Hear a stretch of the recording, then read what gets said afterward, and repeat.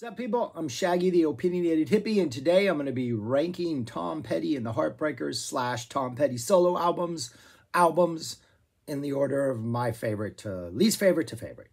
How did we get to Tom Petty from Frank Zappa? Well, on the release, the last 88 show, or the last US show, or one of those, the one that came out a couple years ago, they make a Tom Petty reference during that part in The Torture Never Stops where Ed Mann is kind of being like Bob Dylan. Instead, they reference Tom Petty. I think it came up a couple times on the 88 tour, sort of Ed Mann blurring the lines between Bob Dylan and Tom Petty and doing his like acoustic voice thing. So there's that connection. Plus, in the Traveling Wilburys, it was a super group that Tom Petty was in. And Bob Dylan and George Harrison were both in there. And I've done the Beatles and I've done Dylan elsewhere on this channel because there's connections to Zappa. So yeah, Tom Petty, man. And sitting down to do this list, a couple things came to mind. One, really strong catalog. I think that there's the back end, the things that are my least favorite, at their worst are just kind of one, victims of the decade they were made in. And two are just maybe kind of not as memorable as others, but it's a pretty remarkably consistent catalog. And I think if you like Tom Petty, there's not an album in his catalog you wouldn't like. There are songs in his catalog you wouldn't like. There's a couple stinkers in there. But for the most part, the albums are remarkably consistent. And almost every album has at least one song that is worthy of being heard. So incredibly consistent. And if you don't like Tom Petty, you probably won't like any of his albums because there's not much variety. He is a songwriter. And I would argue that he is sort of like the definitive example of American rock and roll. Yes, there were people that came before him in rock and roll, but they were the sort of the babies and toddlers and teenagers of rock and roll. He is the adult of rock and roll. And he's taken all those influences from like early on. You know, you got some Byrds in there, you got some Stones. He definitely has respect for like 50s and 60s rock. If you ever have seen him live or are familiar with his live compilations, which I'm not going to discuss on this video, he definitely knows his stuff. And he doesn't so much as try to sound like those acts in his music as he is definitely like using all of those influences to create what I think is like the definitive American rock and roll sound. And so he's rock. He also has one of the best instruments any rock and roller has, and that is his voice. He's got like angry rock and roll Tom Petty. He's got like swagger rock and roll voice. He's got his more like straightforward, sit down, I'm going to tell you a story type voice. He's got his slower ballad kind of romantic voice. He can do so much with his voice.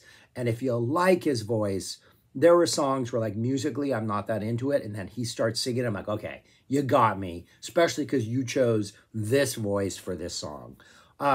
So he's got that awesome tool with him. Mike Campbell, underrated guitar player who's always there to just service the songs. All of the musicians are there to service the songs. And it really is just about these verse, chorus, pretty straightforward structures his entire career. But the songs themselves are so good and so catchy that, I don't know, they're all really good listens. I would say the one thing that prevents Tom Petty from maybe being considered as one of like the all-time greats, though he should be, is that he doesn't have, I think, that definitive album that's like a classic album. Like my favorite album of his is a really good radio album-oriented rock album with a bunch of good songs, great songs that don't necessarily lift up to a higher purpose as a collection. It just happens to be a phenomenal collection of songs. He was attempting to do that, but then the 80s threw him off at one point. So anyways, love Tom Petty. So anyways, let's get into it. Yeah, there are how many albums? There are 15, I think. I don't know. Where's my list? There are 16 albums. We are going to consider the soundtrack, and She's the One, and you'll find out when we get there why. But anyways, yeah, let's get on with this. 16 albums. Let's get on to number 16.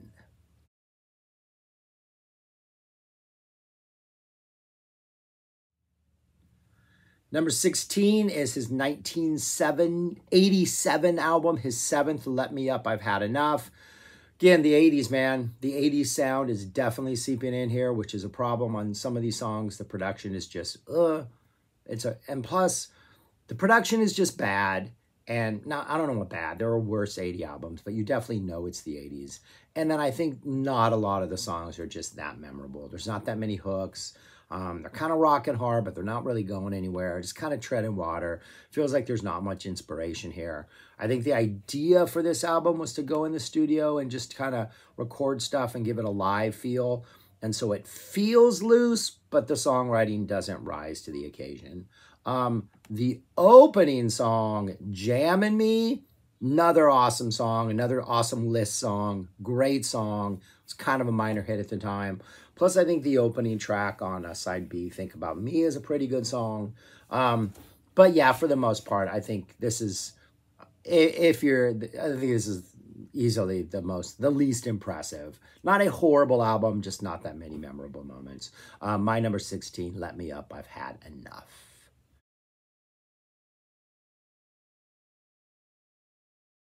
15 is his 2002 album, his 11th, The Last DJ. And this is another entry in rock stars being angry at people who are affiliated with the rock business. I don't think it's a good look for almost any rock star. Like, when rock stars fight for a cause and can get passionate about something, it works. When they're just angry at the people who, like, are obviously bad people, like business-wise, music-wise, art-wise, right? It's a story that goes on and on and on. It just doesn't ever pay off in song.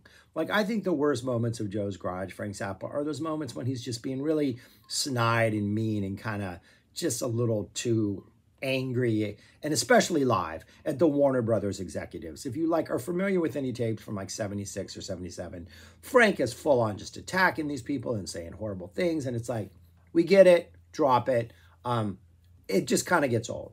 John Fogerty's Vans Can't Dance, Zans Can't Dance. Again, an attack on a studio exec or music exec. And this album, not every track, but it's an angry album where he's got stuff to say about the music industry. He has a long history of fighting music record companies. Tom Petty kind of upped them a couple times. Watch that Running Down a Dream, awesome documentary. Long, but awesome. And this album again, it's kind of like the one we just talked about, Let Me Up, I've Had Enough, where the songs ultimately aren't that memorable. There is one really, really bad song on here, Joe, which is just maybe Tom Petty at his angry worst. Though it's not an absolutely horrible song, but it's one of his worst. There's some good songs in here. I think it opens up with a couple good tracks. The Last DJ, Money Becomes King, Dreamville. The opening 3 songs are actually really good, I think. And even though the lyrics are maybe a little like snarky and angry, I think it works. But then you get to Joe and you're just kind of uncomfortable. And from there on out, it's kind of hit and miss.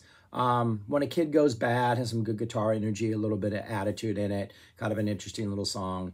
But for the most part, it's another one of those, like, when is this? This is like 15 years after the last one. So he has a bunch of good albums, kind of has an uninspired dud. Bunch of good albums, kind of has an uninspired dud. In his 2, I think, sort of outliers are this and the next one. Everything else from here, I could see anybody liking more than I like, but I think this is the last of the real, like, kind of a disappointing. But that's my number 15, The Last DJ.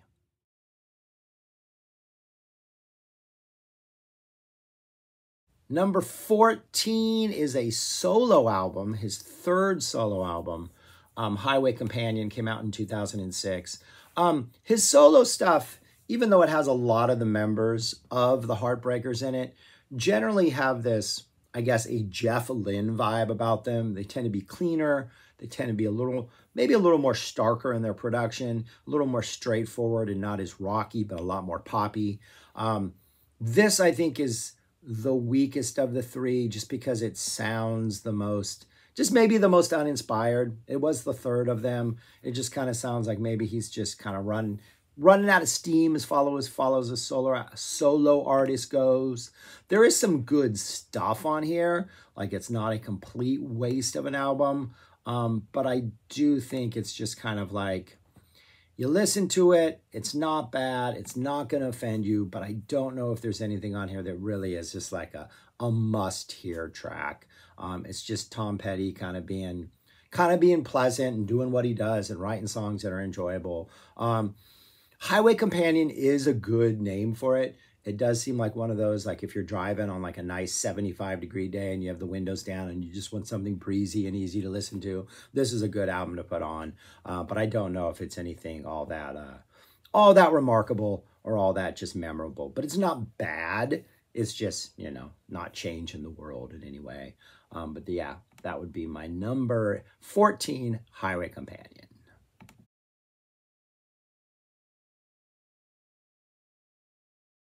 Number 13 is his eighth with Heartbreakers. This is 1991's Into the Gray Wide Open.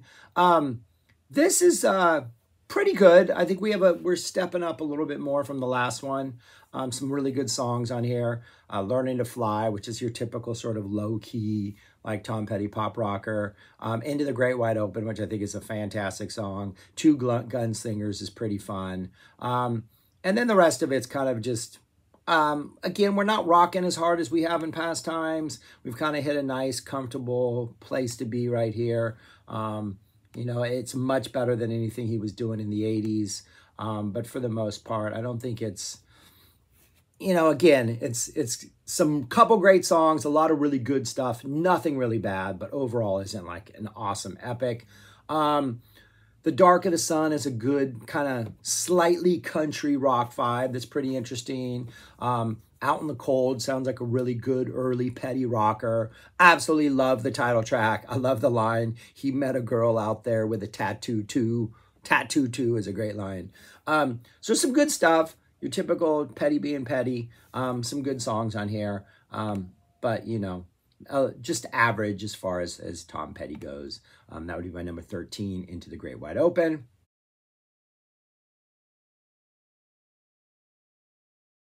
Number 12 is Southern Accents, 1985. This was the Tom Petty and the Heartbreakers' 6th studio album. So this was originally planned, I believe, to be a double concept album, maybe even just a single concept album, about the South. Kind of the duality of the Southern thing, as the drive-by truckers like to call it. Well before the drive-by truckers were doing that. And it got sort of derailed in the production because Dave Stewart of the Eurythmics produced it, and we got some Dave Stewart production ideas coming in that make this a completely weird, schizophrenic, all-over-the-map type song. I think one of his worst songs ever is on here. The second song, It Ain't Nothing to Me. Sounds 80s, has this disco dance vibe, probably could have worked. I think it could have worked on some of his other albums. Doesn't work on this one. Make It Better, Forget About Me also has some crazy weird production. There's some horns in here that work, sometimes work. Make It Better works. The Best of Everything, the closing has some nice horns that work. But then you also have, despite these weird overproduced songs that sound 80s with like, you know, weird horns and stuff, you have a handful of songs which would have been on this sort of concept album. The opening, Rebels, great song about, you know, being born a rebel down in Dixie on a Sunday morning. Great little, you know, duality of the Southern thing type song. Horrible drum sound. We're not fully in the 80s, but there's a little bit of that horrible 80s drum sound. Southern Accents, really good ballad. Slow number. And then Spike, kind of a little attitude guy about a guy named Spike, which is a hit and miss song for me. Dogs on the Run, doesn't do anything for me. Mary's New Car, horrible 80s sound. So it's and then the heart of this album, the song everybody knows, one of the greatest music videos ever, Don't Come Around Here No More. Don't Come Around Here No More, I think works. Like, if you're going to go 80s, go full 80s and just have a weird-ass drum programming and just fully commit to that and then tack on like a full-on studio jam at the end, awesome. But you got to go full. Don't go half. Don't do a Tom Petty song with 80s sound. Doesn't work. So this is a just schizophrenic, all-over-the-map album. And it's a little disappointing because this would have been the album. Had he leaned into like this idea of doing a Southern rock concept album or a Southern Growing Up in the South concept album. I think this would have been the album everybody talks about, is like when he reaches apex. Instead, it's just kind of a mess. He broke his hand while recording it. Apparently he played, or somebody played off a crazy drum solo and it wasn't recorded. So he went and punched a wall and broke his hand. Yeah, it's all over. This thing is all over the map. All over the map. It's a mess. You can feel it in the songs. Some of them work, some of them don't. But it's just kind of disappointing. But yeah, that would be my number 12, Southern Accents.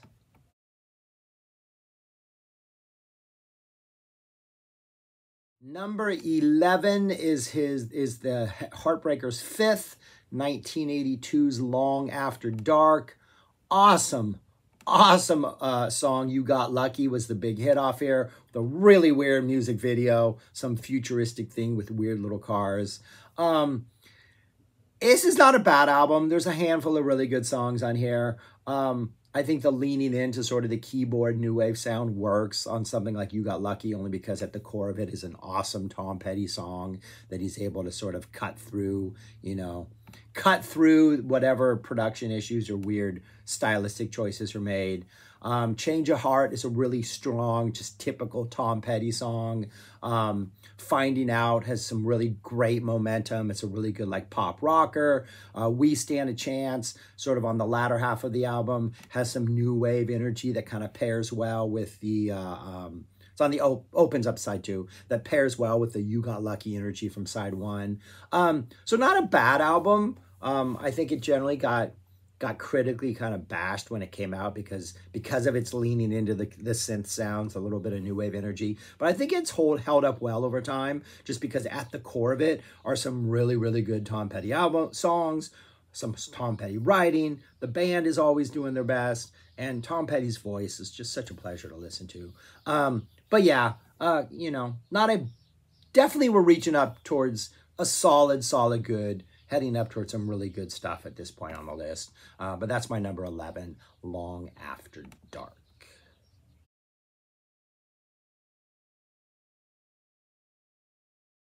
Number 10 is his 10th studio album, the Heartbreakers' 10th studio album, 1999's Echo.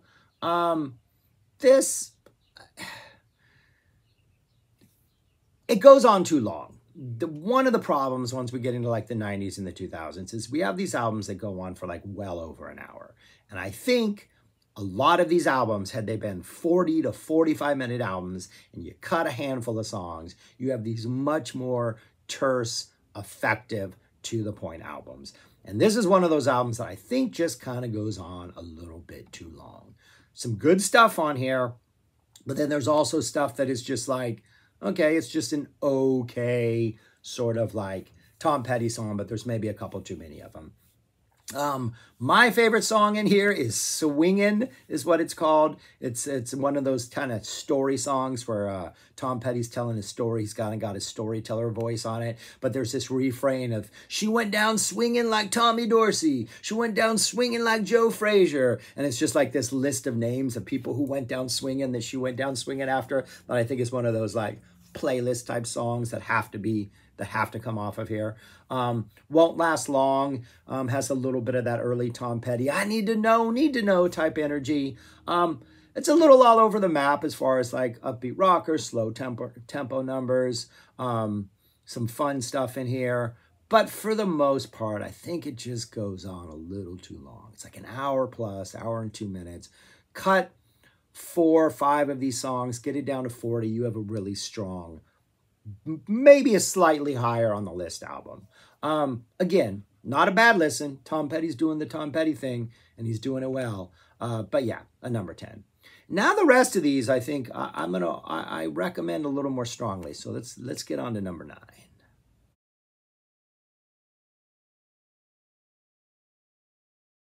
Number 9 is his 12th, the Heartbreakers' 12th album, their penultimate album, Mojo. And this was like a back to like blues, rock, playing heavy, jamming out in the studio type album. And another one that's over an hour long that I think if you would cut 20 minutes off this album jumps to like top 5. There are some really, really, really good songs on this album. That are just phenomenal songs that I lots and lots of really good slow burning bluesy grooves. Campbell gets a lot of chance to stretch out. Just some really great stuff on here. The second song, First Flash of Freedom, kind of reminds me of the Allman Brothers band Dreams. It's got that really cool kind of doom doom kind of walking bass line, but with a really cool like bluesy vibe, little proggy intro. Really, really neat song. Running Man's Bible has sort of a mid-tempo Dire Straits vibe about it that's pretty cool. On the Trip to Pirates Cove, really nice, tasty guitar licks kind of open it up. Kind of a slow grooving story song that has one of my favorite lines that kind of describes, I think, the vibe of this album. I got a friend in Mendocino, and it's close to harvest time. If you're not familiar with Mendocino, what they harvest up there is not legal in Texas, but it is legal in California. And I think that line is the vibe of this album. Like it's a Mendocino vibe, man. Awesome, awesome vibe. Candy, nice little silly song that has some nice guitar licks throughout it. US 41 has some nice acoustic energy. Really good slide guitar playing. Taking My Time, some blues stomping energy. Yet Let Yourself Go, another mid-tempo bluesy rocker with some great fills. The only song that maybe is a little like, is Don't Pull Me Over, which has sort of a I Shot the Sheriff, fa reggae almost. Is that a Jamaican accent type vibe? That's like, okay, maybe we need to go there. Good Enough is an awesome slow burning closer that, yes, referencing my last band I did, taps into that I Want You, She's So Heavy kind of psych guitar vamp energy. Oh man, great Campbell playing on that. Really, really, really solid album. Maybe there's a couple songs in the middle that don't quite do it. And I think had it been cut down 20 minutes, it would be top 5 for sure. But as it is, a really good, enjoyable listen. My number 9, Mojo.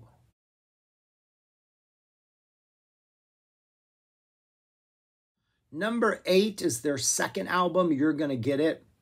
And this kind of reminds me of the Beatles and their first 2 albums. We have this first album, which is just like 2, in the case of Tom Petty, great songs, and then so much good energy that just makes the rest of the album enjoyable.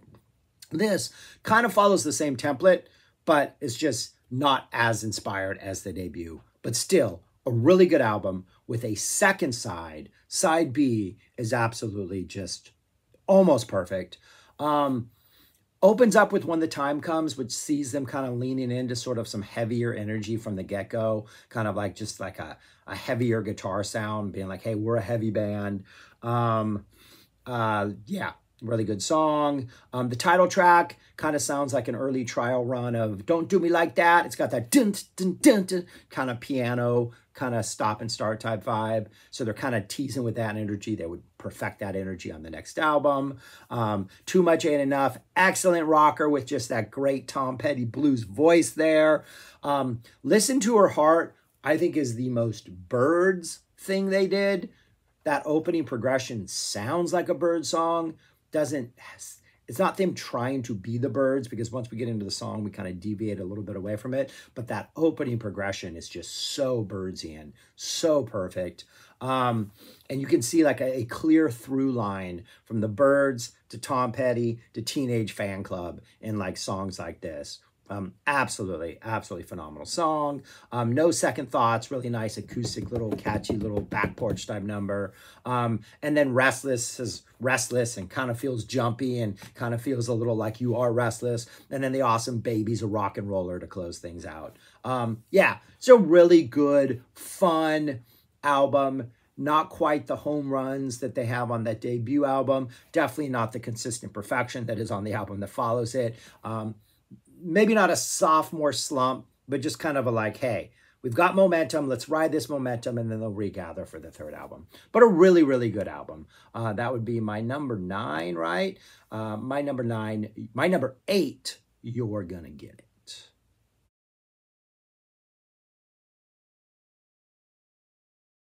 Number 7 is the Heartbreakers' 4th album, 1981's Hard Promises.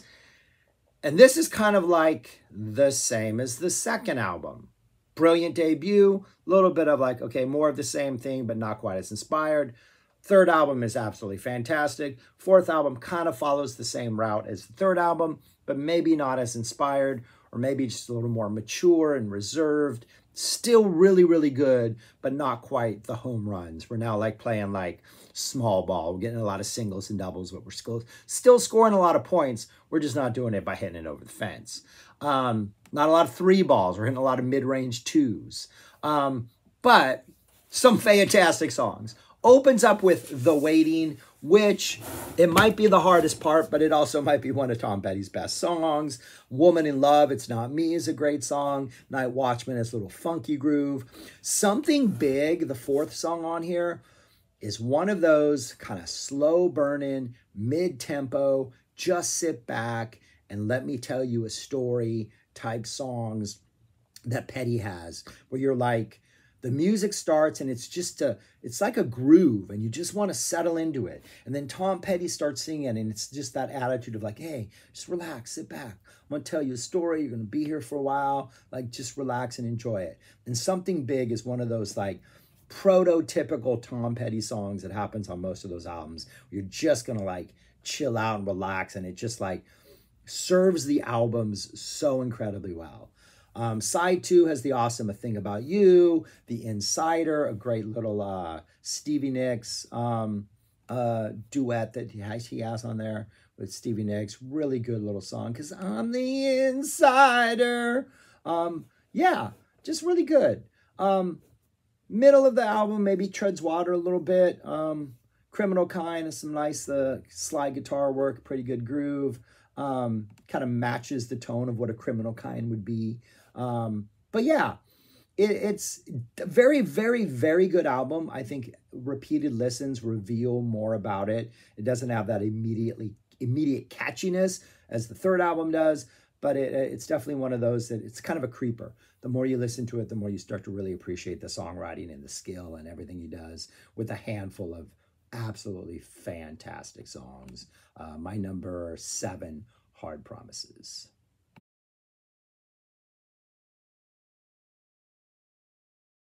Number 6 is the debut album, Tom Petty and the Heartbreakers. Came out in 1976.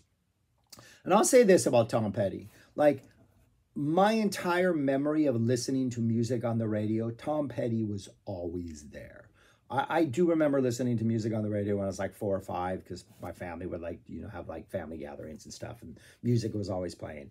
But when I started to actually pay attention, like, Tom Petty seemed like he was always part of that. He always seems like he's just been there. Breakdown, American Girl, 2 songs on this album, 2 of the best songs Petty wrote, 2 absolute bona fide classics are on this album and seem as much a part of my childhood as like any other music does.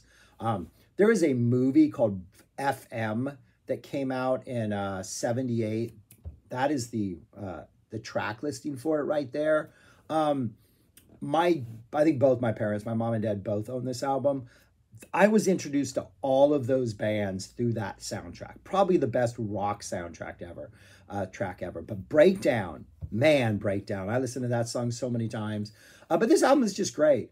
Tom Petty comes out. I think his sound is fully formed. He's using his voice in all these different ways. He's got like awesome slow burning songs such as Breakdown, which are just like more happens in that 2.5 minutes than most other songs. American Girl, just an absolute classic. The fact that American Girl is the last song on this album blows my mind. Like, did they not realize this was going to be one of the most iconic songs ever, and it's the last song? They just don't do that. You put that to lead off aside.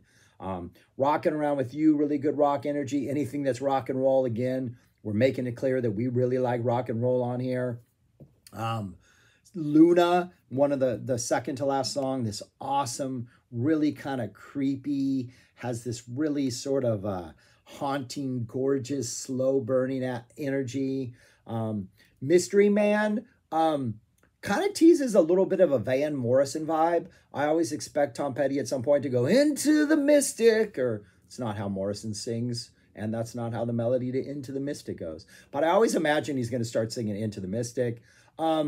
yeah, just a really good, straightforward shot of like rock and roll with a little Tom Petty attitude and swagger throw in there, and two of the greatest songs ever in Breakdown and American Girl. That is my number 6, their debut, Tom Petty and the Heartbreakers.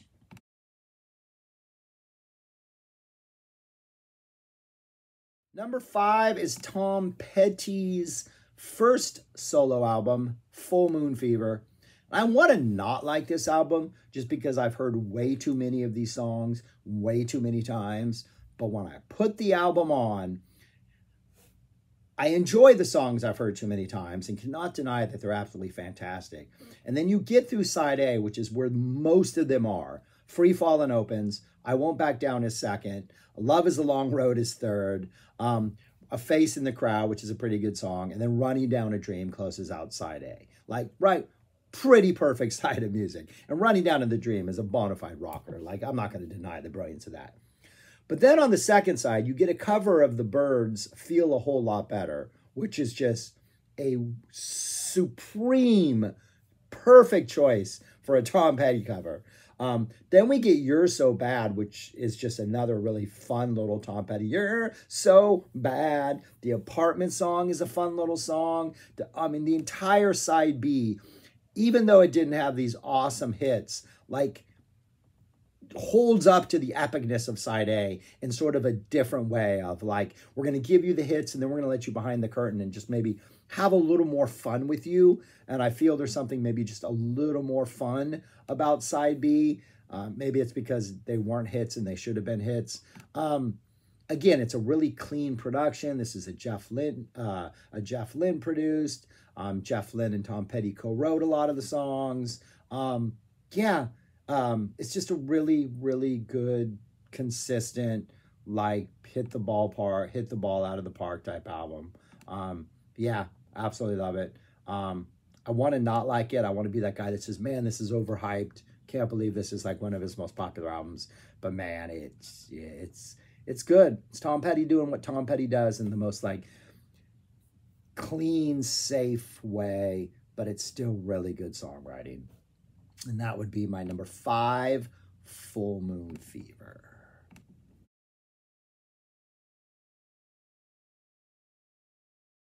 My number 4 is his second solo album, Wildflowers. And again, this is a great album. This would be top 3, top 2. I don't know if it would be number 1 if it was shorter. My problem with this is as we get towards the end, there's a couple songs at the end that I just don't think need to be there. Drags the album out a little bit too long. It's over an hour again. Cut, I would say 12. You could cut 3 minutes off, 12 minutes off this, and 3 songs off this, and you'd be okay. But it's a really, really, really good album. Again, it's got a little bit of everything. Starts off kind of simpler and a little more acoustic, but then you get You Don't Know How It Feels, which is a great song. You get the phenomenal It's Good to Be King. That groove and It's Good to Be King with that piano is just so haunting and perfect and amazing. And it's like, yes, yes, yes. Only a Broken Heart kind of reminds me of sort of it's kind of a 70s type Paul McCartney, type mid-period McCartney ballad. Honeybee is fun, bluesy swagger. Kind of reminds me of sort of a Cracker, David Lowery, C.V. Camper von Beethoven type vibe.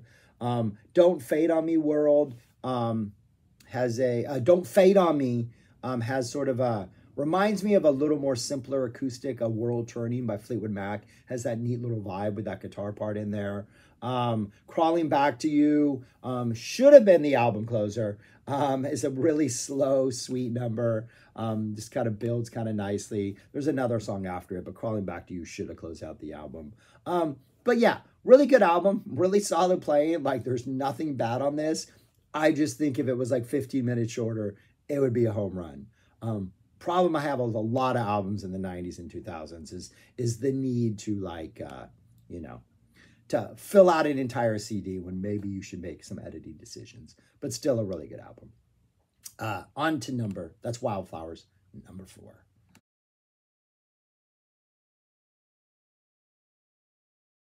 Number 3 is songs and music from She's the One, soundtrack to the movie. Never seen the movie, so I don't have comments on that. Wasn't going to include this, but then I'm like, this is such a great album. I have to include this. Songs made for the movie. I think there were a couple leftover tracks from the Wildflowers on here. I think there was recently there was a re-release where they took out the Wildflower stuff and just focused on the movie stuff. But this is the most fun album in his catalog, probably. Great songs, fun energy. Every song seemed to be going in a slightly different direction and touching something a little bit different. But it kind of all works because at the heart of every song are really, really, really good Tom Petty songs. Opening song is one of those like just really catchy chorus, Tom Petty, radio-friendly classics. You get 2 versions of It Walls. The opening song, and then later you get a sort of a slightly cleaner version of it. It works. The fact that both songs are on here, I'm okay with it because it's such a good song that by the time it reappears at the end, it admits like a couple more instrumental songs. And, you know, it's a fun album that's kind of eclectic and kind of works. Second song, Grew Up Fast, is a nice quiet to loud dynamic. It's like he's leaning into the cinematic nature of a soundtrack. Zero from Outer Space is fun, upbeat, just feels like this band is free and having a great time. Climb That Hill has really solid guitar rock energy. There's an amazing cover of Lucinda Williams' Change the Locks, which with Petty singing it, almost gives it like a 70s Joe Walsh vibe, which I'm really, really into. Oh, Pope You Never, awesome Petty singing performance on there. His voice kind of really carries that number. Supernatural is a slow, atmospheric stomper. A la It's Good. I don't know what It's Good is. A la It's Good to Be King. It has just one of those like kind of sets up a vibe early, has some sort of like Pink Floyd-ish guitar parts in it that work really well. Very awesome guitar solo at the end. Really good song. Hung Up and Overdue, excellent sort of what should be the official end of the album. Kind of a nice slow burning number, kind of melancholy, but hopeful, but realistic. Just kind of a really nice mid-tempo number. Yeah, it's a cover of Beck's Asshole on here. Just a really, really, really, really good album. Just phenomenal. California, it's a song called California, which sounds like a breezy California song, like a Neil Young song. You can see Neil Young singing it. Absolute great album. I think it generally gets the props it deserves as being like not just a soundtrack album, but a legitimate like Tom Petty and the Heartbreakers album. But I don't think it gets enough love because it is easily, I think, one of his best. My number 3, songs and music from She's the One.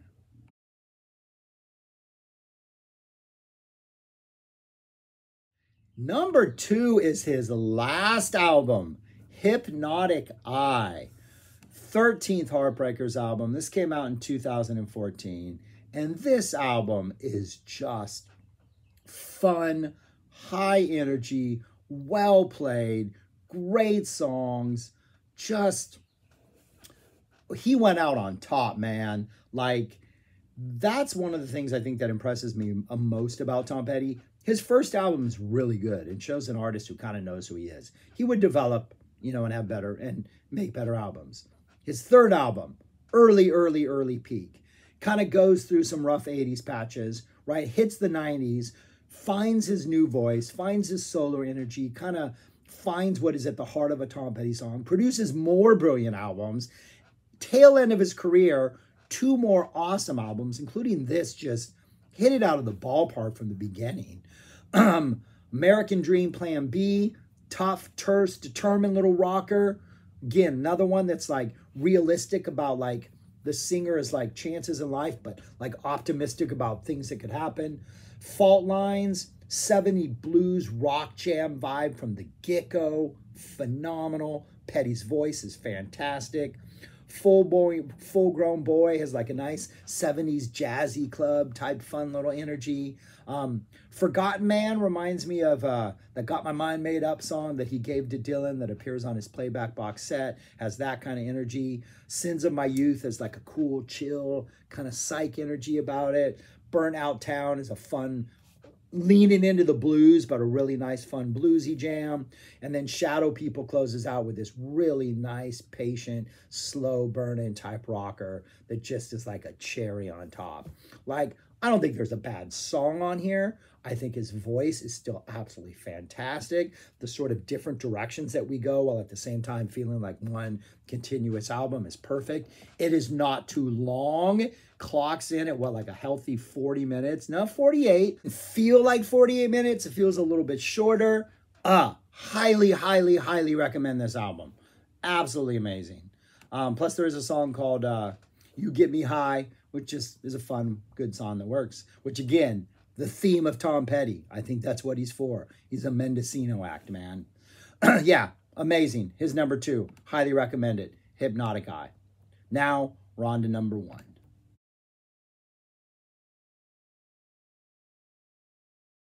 And my number 1 Tom Petty album is Damn the Torpedos, his 3rd album. Just listen to this set list. Came out in 1979. Opens up with Refugee.